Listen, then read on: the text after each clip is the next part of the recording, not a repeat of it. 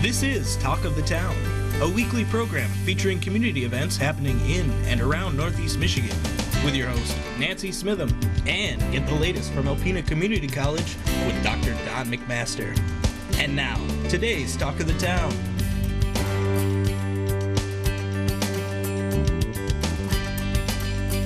Talk of the Town, I'm Nancy Smitham. My first guest today is Mike Mahler, who is the Economic Director for the City of Alpena. Hi, Mike. Hi, how are you? I'm good, and it's been a while since you've been here. Yes. And since the last time you've been here, we see some construction taking place here, some bulldozing here, some new stores opening here, all kinds of fun stuff. So tell me what's going on in Alpena. Well, yeah, last time I was here, it was in the talk about grant programs because of the pandemic, and so Yes. so nice to be moved past that phase into now getting back to the more normalized times here. Developers calling frequently. It's nice to finally see some of these projects come to life. I Yes. think the one that's certainly visible to many is the Starbucks that's going to be built on M32 between the Mahler gas station and Culver's. The developers already started clearing the site, and it's just good to see progress, and I know they want to have that open in the spring, and two welcome additions to our community. And you know, when you go by there, it's such an amazing transformation. It's hard to remember what was even there before. Yep, yeah, you know, I've always felt like we needed an urgent care in this town for people who travel here who don't have a physician locally who need medical treatment. Going to the emergency room isn't always the best use of the emergency hospital staff. Not. So to have an outlet like that, I think was really needed. And so I'm glad to see someone took that step forward and decided to make that investment here in our community. I just think it makes our community that much more attractive. So you definitely think things are going to be moving forward for our community? Oh, for sure, absolutely. And so any projects you can tell us about out there? Yeah, there's a few things. You know, there's been a lot of buzz about a second hotel downtown. I'm almost in daily conversations with the developer. So Target Alpena, who owns the property, has entered into a purchase agreement to sell the property to a developer for the express purpose of building a hotel. Right now it's a 70-room Fairfield, but there's still a lot of work that has to be done between now and the time we close on that lot sale to determine if it's a viable project or not. I mean, one of the unknowns is what's the soil like underneath that site? Would it support a 5-story structure, or what would they have to do in order to allow it to support a 5-story structure? And so the cost of that is still something that the developer is working on, but developer, like I said, has got keen interest. They've stepped forward, like I said, entered an agreement. They've put funds in escrow at a local title company. And so if everything moves forward, they've got 6 months to finish their due diligence to determine the viability of that site. And then if it's a go forward, then we'll go ahead and close. They'll buy the property from us, and they'd hope to have it built by late 2023 or early 2024. You know, and it's pretty exciting when you drive around our community. You see that project going on. You see the new DHHS building on Miller Street going on. You see the hospital renovation going on, the bridge. There's so many exciting things happening. Yeah, I just think about where the DHHS office is. I mean, that corner was not particularly attractive here. It was not. And now you got the Boys and Girls Club right next door that is going to be, of course, they're in the winding down the fundraising, but you're going to have two side-by-side facilities that are going to essentially be new or look like new in a part of town that generally doesn't get a lot of investment. So I'm grateful to see that improvement to that corner, that intersection, and I think a much better use for that property of the former East Campus. You know, speaking of investment, I mean, I've been listening to all the grants that have been coming through for different groups and organizations. So obviously, you know, we've got some good people out there applying for some grants, and we're getting the money coming back to our community. So last 2 weeks ago, the new CEO of the Michigan Economic Development Corporation came up to Alpena for the first time, kind of getting a tour of the state, see what projects they've been involved in, and also talk about some of the things that we're focused on in our downtown. And so he was here on a Thursday night, and so one of the guides for our tour was Corey Canute, who owns Red Brick Tap and Barrel. Corey bought what was formerly the Dry Dock, and with the idea of building a nice restaurant there and some really neat apartments above. And so we spent half hour with Corey and got a tour of a couple of the apartments, which are beautiful. Oh. Both of the people who occupied those apartments were there. Both are not locals. They are from downstate folks who absolutely love being here. And just to hear their take on how cool Alpena was or is and how excited they are to be here. And then we went downstairs for dinner. It was a Thursday night. And if you didn't have reservations, you were not eating dinner at Red Brick and Tap and Barrel that night because it was that crowded. And I thought to myself, you know, that was a fairly underutilized building. And now Yes. it is a huge draw for the community. And it was featured on Under the Radar not that long ago. And I think that according to Corey, it's brought people from all over the state because they saw the episode. It's been aired, I think, at least twice. And thought, wow, I need to go check that place out. And so, again, putting eyes on our community and bringing folks here. And some of those folks may one day want to make an investment here. And so I just think it's wonderful. And I really think that project was, to a large extent, probably the result of the Holiday Inn Express being built 7-8 years ago. Yes. That made Corey decide maybe investing in downtown was a good idea. And so think about how things have improved for the better with that first hotel. Add a second hotel downtown, I'm going to hazard to say you're going to have more restaurants, more retail activity coming to our downtown. That's going to make it, again, that much more attractive to visitors and even the locals here who are just looking for options. Very true. Okay, we're almost out of time. So how do people get in touch with you, Mike, to talk about maybe expanding their business, bringing a new business to the area? What's available for them? Yeah, so stop in the chamber office. Okay. If I'm not there, they know how to get hold of me. They'll give them my cell phone number, and people can reach out to me, and we'll have a conversation about what it is that they're thinking about. And what I tell people is if you don't really know, make it my problem. Call me and see how I might be able to assist. And I think I've got a fairly decent understanding of what's available and who might be able to provide assistance. So again, depending on the need and the organization, I'm a good resource. And so stop in the chamber office and ask for me. You know, and small startups are just as welcome as a large business too. Oh, totally. Yeah, absolutely. Yeah, I totally agree with that statement. I mean, it's really the lifeblood of most local economies is the small mom and pop businesses that kind of give it the uniqueness. So I totally agree. Okay, we're out of time. I want to thank you so much for being here, Mike, and keep up the good work, and happy holidays to you and your family. Likewise, thank you. Appreciate you having me, Nancy. Thank you. It's great. Thank you. Please stay tuned. I'll be right back with Ted Fines from Habitat for Humanity following these messages.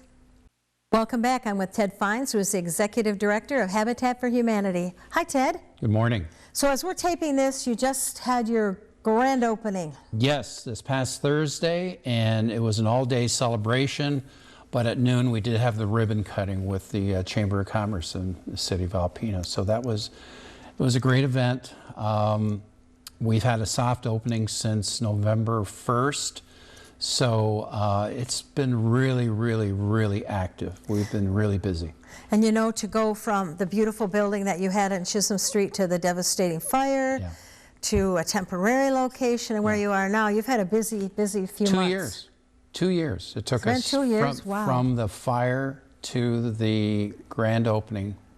And I said to a couple of people at the time when the fire had occurred that we were my goal was to get into a new building by 2021. So here we are. You made it. So walk me through the building. I haven't been there yet. Well, it's 12,000 square feet, and 2/3 of it is the restore, the retail portion. About 5,000 square feet is our intake area where we take donations, but also our construction area, where we can pre-build ramps, walls, whatever for our repair program, our aging in place program, our veteran program. We do a tremendous amount of repairs, and this year alone, we will probably do over 100 repairs. Wow. In the 4 counties that we represent. That's wonderful. Allows people to stay safely in their homes. Yes, and a lot of them are older couples, older individuals, veterans, and we want to keep them in a safe, secure. Health and safety is a key, 2 key words here, health and safety, and that's what we look at. We want to keep them in their homes. It's a lot cheaper than putting them into nursing homes. Definitely. So I think it's a win-win situation for everyone. Okay, back to the store. What else am I going to see in there? It's really, the lighting alone is pretty dramatic when you change from fluorescent to LEDs, and we changed them all out. It's 100%, the building is 100% sprinkled, fire protected. Our offices are there now after 31 plus they years are? at 1600 West Chisholm and First Presbyterian Church. We moved our offices in the same restore location. The way it should have been since day one. Well, yes and no. It was kind of it was sad to move out of the church. I bet. Yeah, I because bet. that's where Habitat started. Yes, one of the it is. churches. Yeah, it was. Yeah, but it's been really positive in so many ways, and it's shorter for me as far as my drive. Yes, it sure to is. work. Yes, it sure is. Okay, and what are the store hours?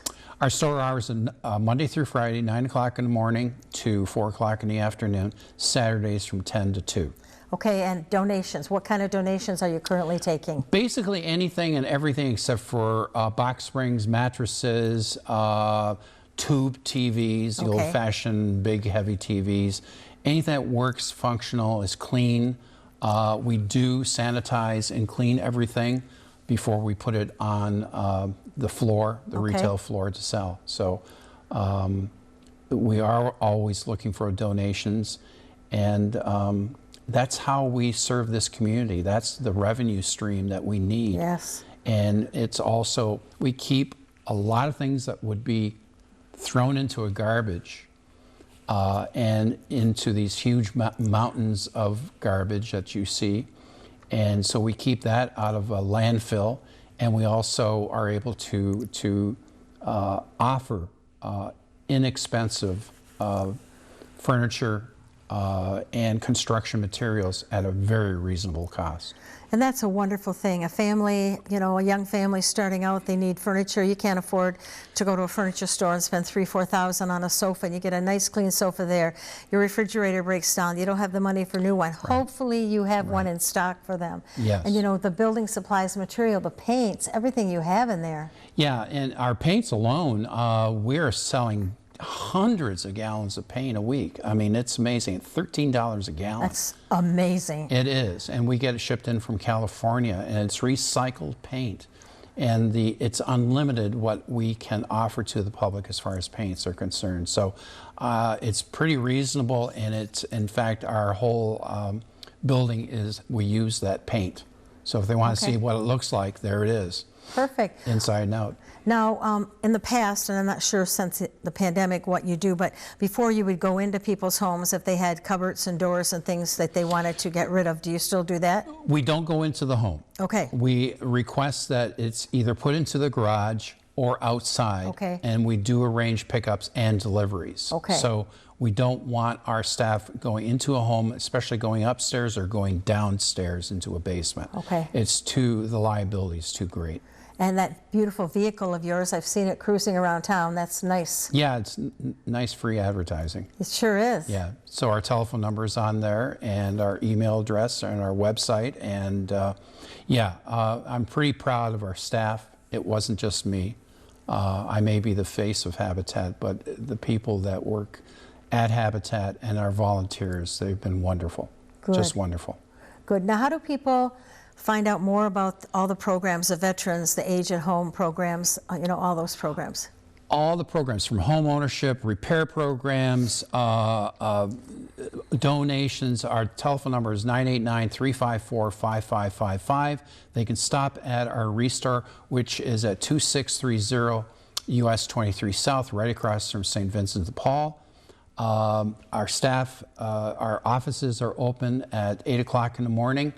All the paperwork is there, all the applications are there, and any questions that you may have about Habitat and what we do offer. And it's amazing and sad at the same time how little the general public actually knows what we offer. So I know. Thank you to people like yourself to help us advertise what we do offer. They're just such wonderful programs. The ramp, where you build ramps, I mean, that's amazing. We've done in the last 2 weeks, I think, 3 ramps. Amazing. And I think we're approaching close to 10 ramps with the help of Home Depot and Home Depot Foundation, a local Home Depot here. So I'll plug them. They've been wonderful, wonderful. Okay. And you have to tell people that if you see something you like, buy it. Don't wait, because it probably won't be there next time you come back. Yes, yes, it's true. It's like we had a Whirlpool donated to us a washer, dryer, and a microwave, and we just put it out on Thursday during the grand opening, and they're brand new, and they went like bang. I'm sure. I mean, half price for a brand new washer, dryer, and microwave.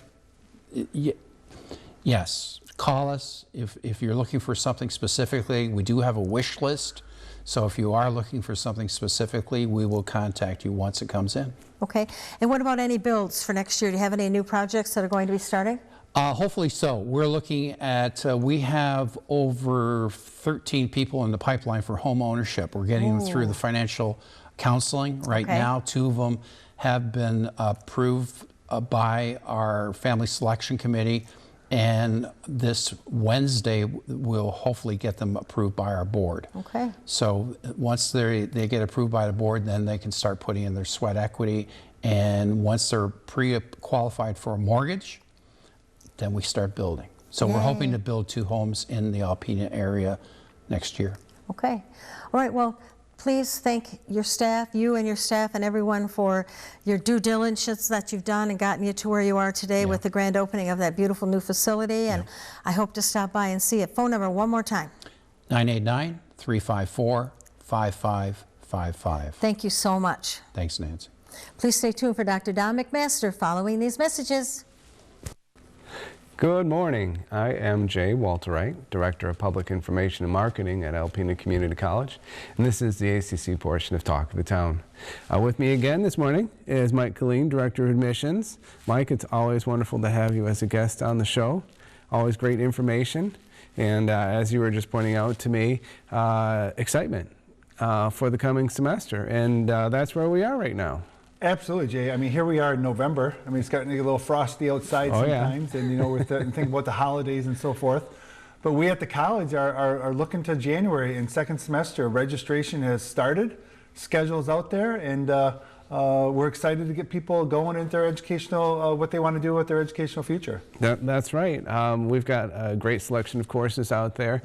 You know, maybe where we could start with our audience is talking about remote course options and the way the college has integrated that video conferencing technology into our operations.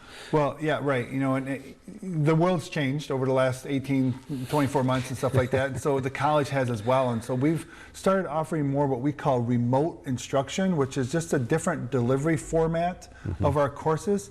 It gives students the opportunity to join their classes live online for lecture from their instructor, discussion with their classmates, you know, class attendance, class participation, all still count, just as if you were going to the actual face-to-face, because you are face-to-face, maybe face-to-screen, but the teacher can call on you, you know, raise your hand, ask a question, live interaction, which is really neat and convenient for a lot of people and a lot of reasons.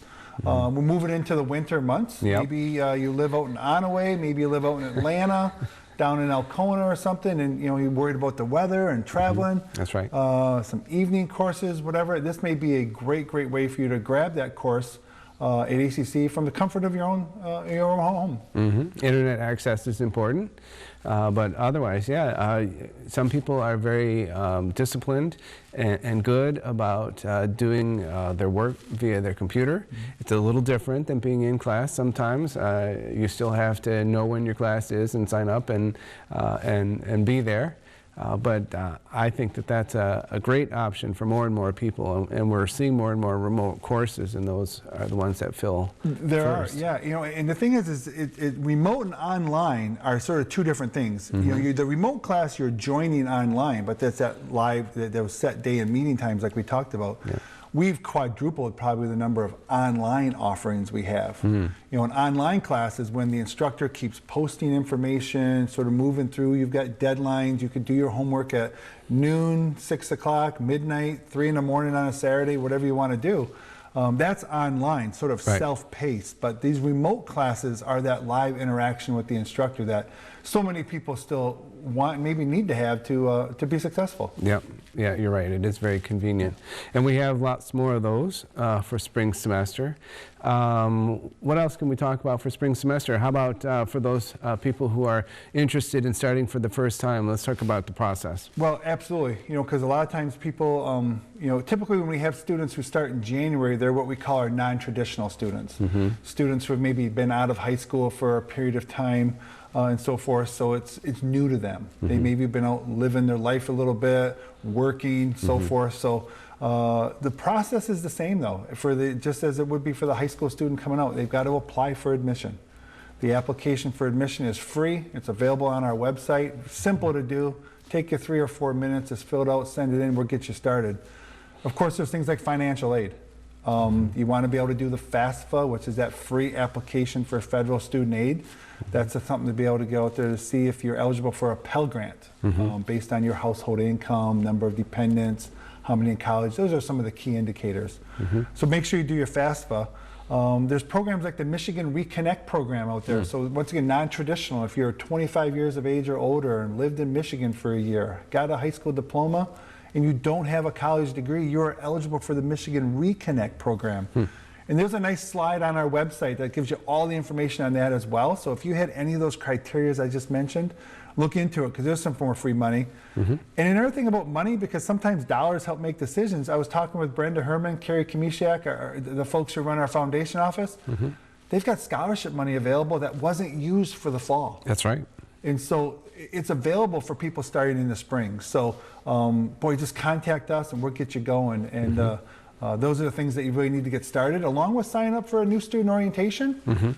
But if you get that application in, we're going to walk you through the whole process. You're going to get a mailing, you're going to get a phone call, you're going to get an email. We're going to try and contact you every way besides coming to your front door to help you through the process, get you started. You know, that point you made about the scholarships is a great one. There is money available that wasn't distributed for fall. And most of the time, it's just a matter of filling out an application. So I would encourage any students or anybody who's thinking about taking courses to check out the foundation office, talk to Brenda Herman, our foundation director, and see what money is available out there.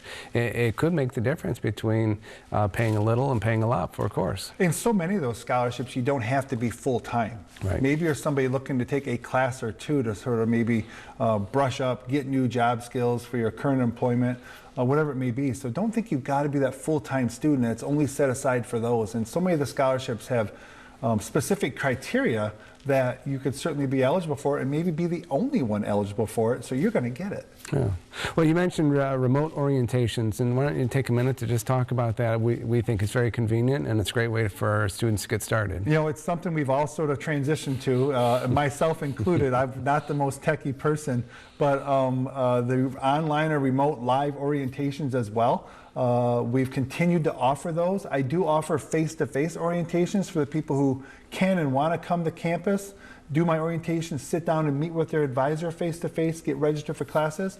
But we're also offering the online remote orientations, which is the same presentation.